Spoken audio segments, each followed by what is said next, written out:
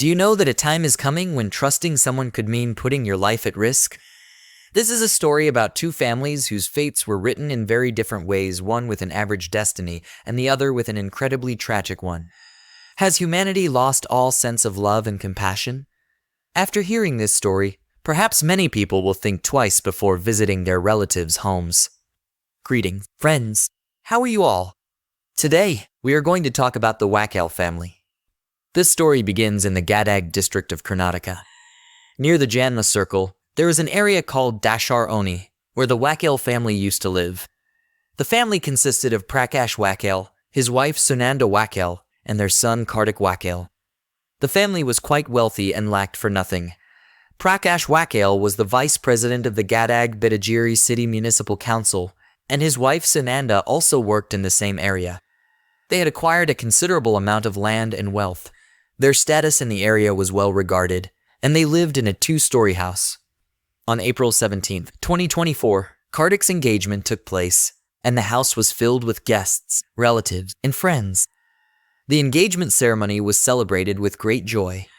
After the engagement was completed, guests gradually started leaving, returning to their homes by the evening of April 17th.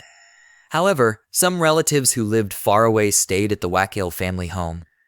By the morning of April 18th, those guests also left, except for the Hadamani family. This family consisted of Parashuram Hadamani, his wife Lakshmi Hadamani, and their 17-year-old daughter, Akanksha Hadamani.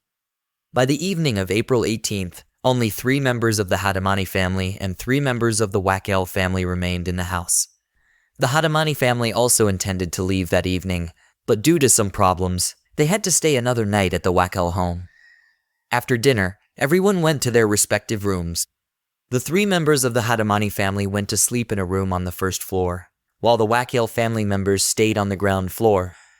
In one room on the ground floor, Prakash Bakale and his wife Sunanda were sleeping, while in another room, their son Karthik was asleep. At around 2:15 am on the night of April 18th, 2024, or rather the early morning of April 19th, Prakash Bakale woke up to use the restroom. He informed his wife Sunanda that he was going to the washroom, and this also woke Sunanda up. Both husband and wife were now awake when suddenly they heard some noises, as if several people were walking together.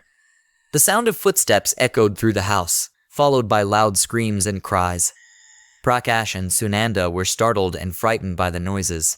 The door to their room was slightly ajar but not locked. For some unknown reason, they decided not to step out and see what was causing the noise. Instead, they locked their door securely. After a while, the house became eerily quiet again, and then they heard footsteps descending the stairs. It seemed like many people were walking down. These individuals came to Prakash and Sunanda's door and began knocking. Terrified, the couple started shouting for help and calling out to their neighbors. Hearing their cries, the intruders started banging harder on the door, trying to break it open, but were unable to do so. Eventually, the intruders fled. Hearing Prakash and Sunanda's shouts, the neighbors came out of their homes to see what had happened. Prakash immediately called the Gadag town police station and explained that they had heard people walking through their house, followed by screams and cries, and then the intruders had knocked on their door, trying to break in. The police responded quickly, assuming that burglars had broken into the house. They arrived at the Bakale family's home with some neighbors. The main door of the house was open, and the inside was dark. The police called out, asking if anyone had called them. Hearing this, Prakash responded from inside his room. He and his wife, still frightened, were told by the police that they could safely come out now. The couple unlocked their door and came out to speak with the officers. The police began inspecting the ground floor, turning on the lights and checking everything thoroughly. Then, they went upstairs to the first floor. What they found there was horrifying. The room was in complete disarray, with footprints marked in blood. These bloody footprints led from one room down the stairs to the ground floor.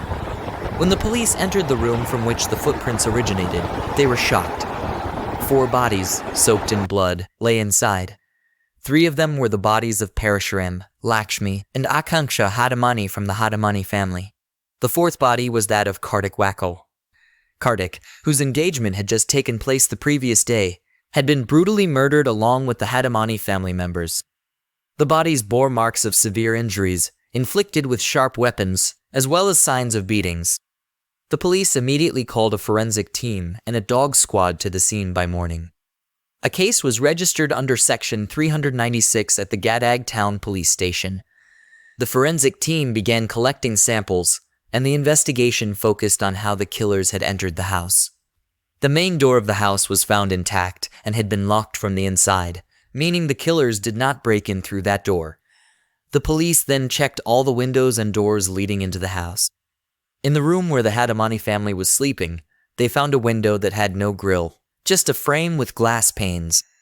This window was open, and it led to a narrow alley on one side of the house. Dust and dirt footprints of shoes were found on the wall here. The outdoor unit of the AC was also installed in the same place. A window of the ground floor opened here, from which a person could easily climb to the first floor and enter that room. The murderer must have entered the house from this side. There was also a drain here, where a knife was found. Upon closer inspection, traces of dried blood were found on it, suggesting that the murderers discarded the knife here after the crime. The police had now also found the weapon used in the murder, and it seemed that this was a case of robbery, which led the criminals to kill.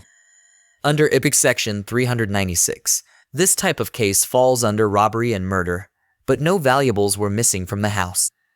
All the cash, jewelry, and valuable items were in their respective places.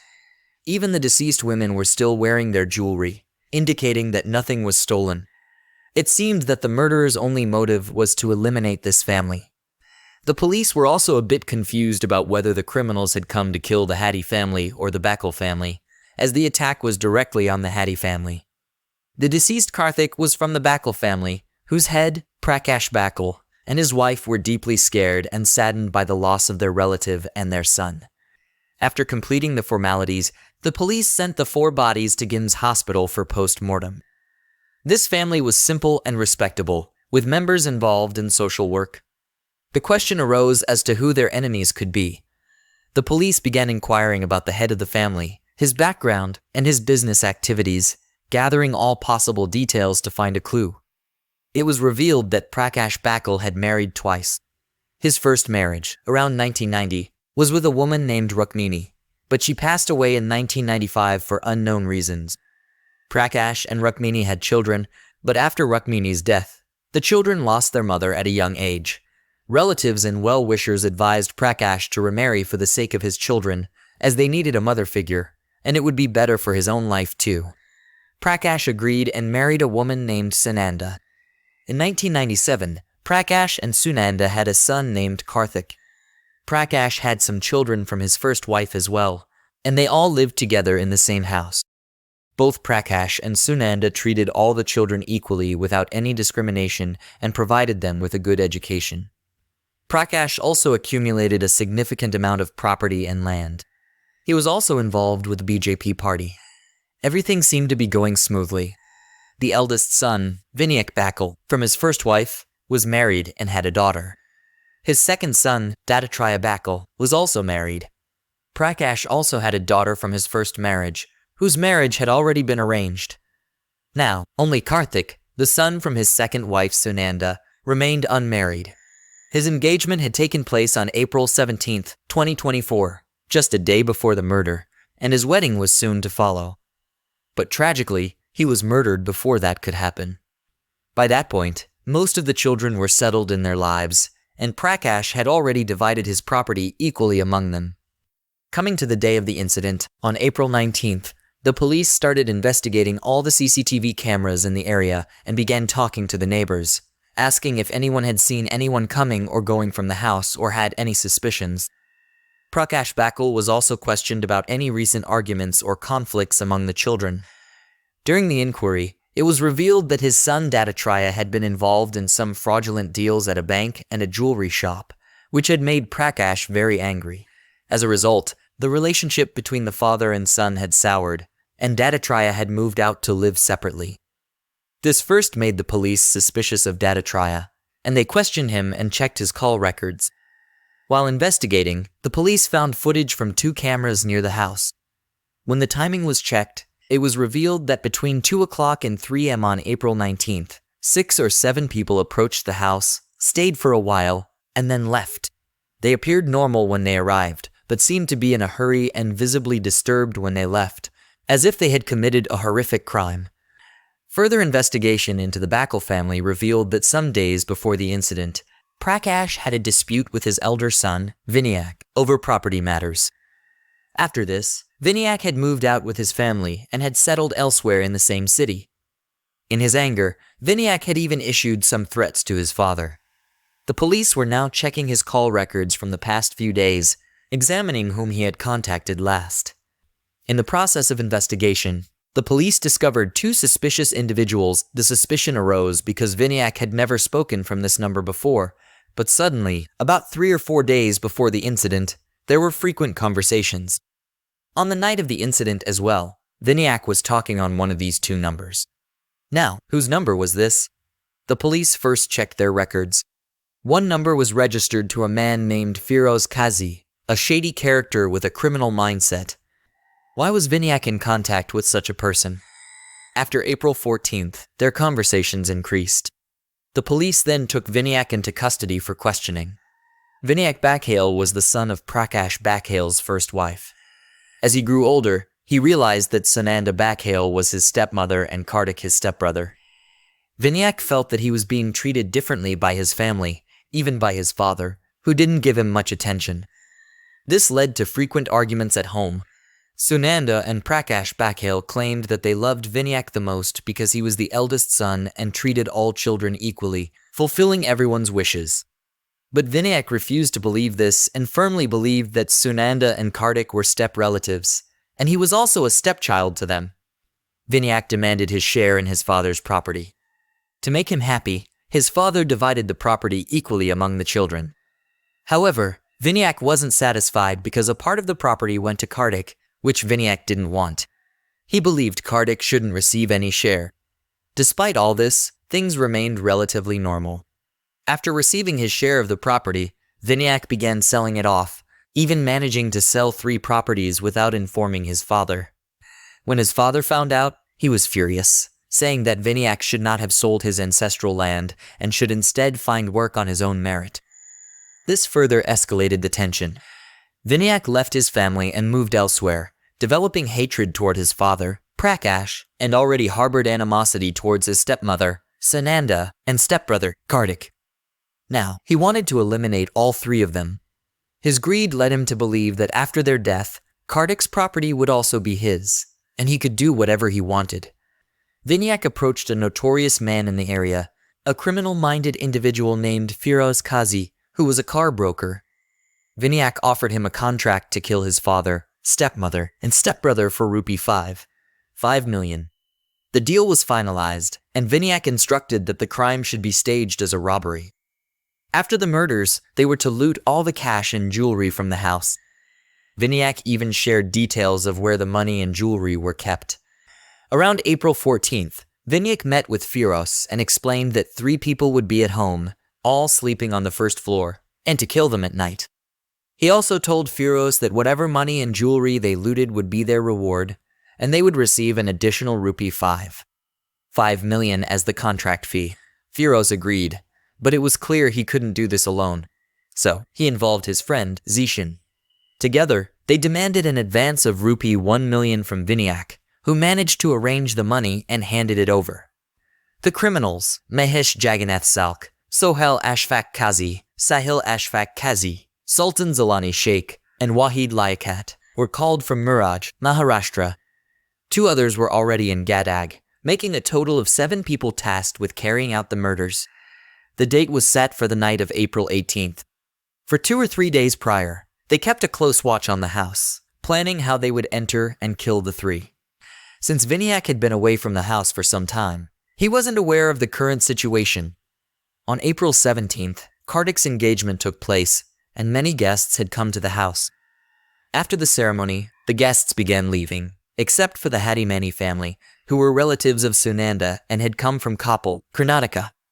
Their train to Koppal was scheduled for 7 p.m. on April 18th from Gadag, but due to traffic, they missed it. Prakash Bakale suggested they stay at their house for the night and leave the next day. As a result, the Hadimani family stayed at the Bakale home, with the guests sleeping on the first floor while the Bakale family stayed on the ground floor. On the night of April 18th at around 2 a.m., the contract killers, led by Firas, called Vinayak, informing him that they were ready to carry out the attack. The 6 or 7 criminals arrived at the Bakale family's home in an auto. They entered through a narrow alley beside the house, climbed up the AC unit to the first floor through an open window, and entered the room where the Hadimani family was sleeping. Hearing the noise, the family woke up, screamed, and were brutally attacked by the assailants. The killers thought their job was done, as they believed they had killed the 3 targets. Just as they were about to leave, Karthik woke up, hearing the commotion, and went to check what was happening. The criminals caught him and killed him too. After this, they heard noises coming from the ground floor, where Prakash and Sunanda Bakale were. The attackers tried to break into the room, but Prakash and Sunanda had locked the door and started shouting for help from the neighbors. The criminals, realizing their plan had gone wrong, fled the scene, thinking they had fulfilled their contract by killing 3, but had accidentally killed an additional person. When the whole truth came out, Prakash and Sunanda were shocked to learn that their own son, Vinayak, had orchestrated the murder. Karnataka police, along with authorities from Maharashtra, arrested all the criminals by April 22nd, seizing the auto used in the crime and recovering the murder weapons. All the culprits confessed to their crime. What began as a plot driven by greed and misunderstanding ended in the tragic murder of 4 people, though 2 survived. The case is now in court. That's the end of the story. Do comment and let us know how you found the video. Please like and share this video, and subscribe to our channel by clicking the bell icon. See you in the next video. Thank you.